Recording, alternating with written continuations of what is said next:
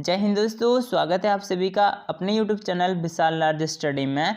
तो दोस्तों आज की वीडियो में हम लोग दोस्तों रेल ब्रिज एंड टनल्स का चैप्टर नंबर 2 को देखने वाले हैं। और इससे पहले की वीडियो में हमने इसका चैप्टर नंबर 1 जो कि इंट्रोडक्शन था वो पूरा ही कवर कर लिया है।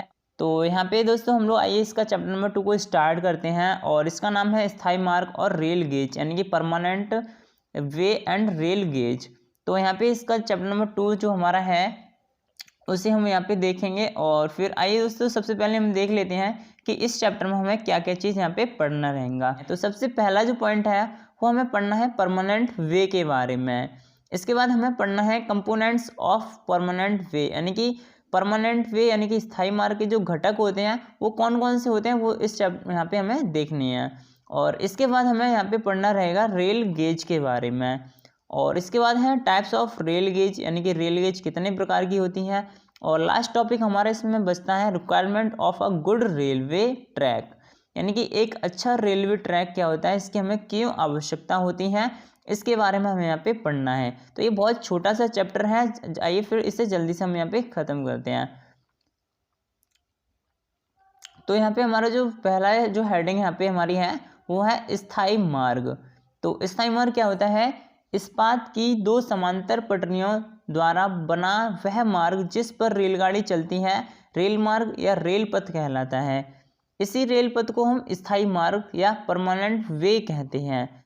रेल मार्ग बनाने के लिए इस्पात की पटरियों को स्लीपर के ऊपर उपयुक्त बंधक, जिसे पेंडल क्लिप कहते हैं, के द्वारा जोड़ दिया जाता है तथा स्लीपर को गिट्टी बिछाकर उसके ऊपर रखा जाता है और पटरियों को उनकी लंबाई की दिशा में फिक्स प्लेट लगाकर जोड़ा जाता है।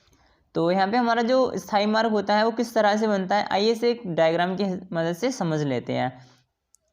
तो इस तरह से हमारी दोस्तों दो पटरियाँ रहती हैं और उनको हम स्लीपर के द्वारा एक दूसरे से जोड़ देते हैं।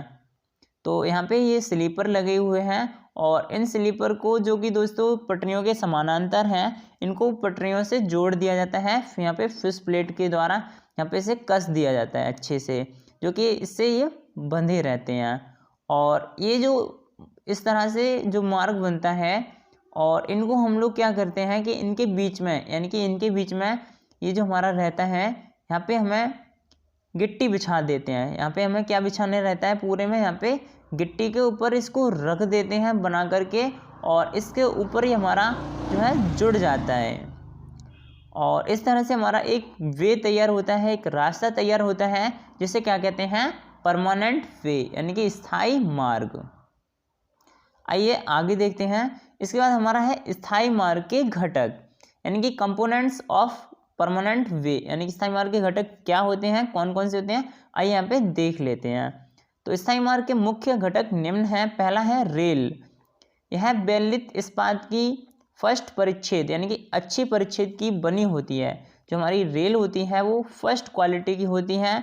रेलों को मार्ग के गेज दूरी के अनुसार स्लीपर के ऊपर बिछाया जाता है, यानी कि जो हमारी रेल होती हैं इनको स्लीपर के ऊपर एक उचित गेज के अनुसार हम उसके ऊपर बिछा देते हैं। इसका ऊपरी सिरा जो होता है मोटा होता है तथा निचला सिरा चपटा बनाया जाता है। इसके बाद हमारा दूसरा घटक है स्लीपर। तो स्लीपर क्या होता है, स्लीपर इस्पात, लकड़ी, कंक्रीट अथवा ढलवा लोहे के बने होते हैं। तो जो हमारे स्लीपर किसके भी बन सकते हैं, इस्पात के भी बन सकते हैं, लकड़ी के भी बन सकते हैं, कंक्रीट के भी बन सकते हैं अथवा ढलवा लोहे के भी बन सकते हैं। ये रेल के नीचे उचित अंतराल पर लगाए जाते हैं। रेलों को स्लीपर पर रखकर बंधकों के द्वारा जोड़ दिया जाता है, यानी कि जो हमारी रेल होती हैं इनको स्लीपर पर रख के बंधक के द्वारा जोड़ देते हैं।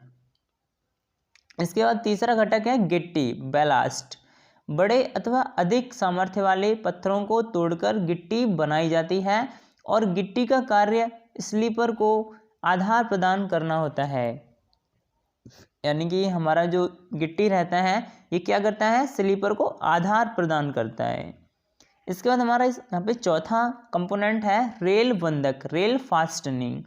रेल बंधक का कार्य रेल को स्लीपर पर जोड़ना होता है, यानी कि जो हमारी रेल होती है इसको स्लीपर पर जोड़ने का कार्य कौन करता है, रेल बंधक। बंधक के रूप में पेंडल क्लिप का उपयोग किया जाता है जो कि इस्पात का बना होता है। इसके बाद हमारा है निर्माण स्तर, फॉर्मेशन लेवल। यह स्थायी मार्ग का आधार होता है जिसको गिट्टी के भराव के द्वारा उपयुक्त तल प्रदान किया जाता है। यहाँ पे देख सकते हैं जो हमारा फॉर्मेशन लेवल होता है वो कुछ इस तरह से हमारा रहता है।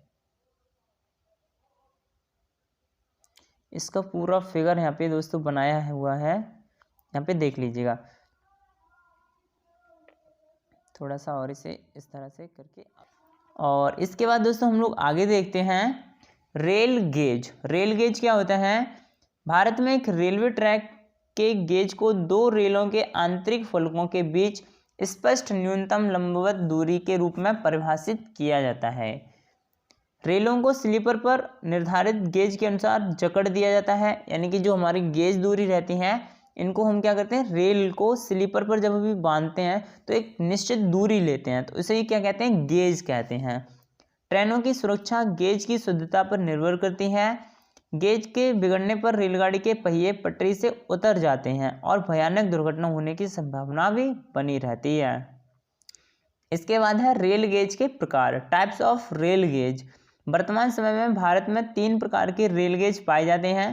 पहला है बड़ी गेज, दूसरा है मीटर गेज, तीसरा है सकरी गेज, यानी कि broad gauge, metre gauge, narrow gauge. ये तीनों ही गेज हैं वो हमें याद रखनी है।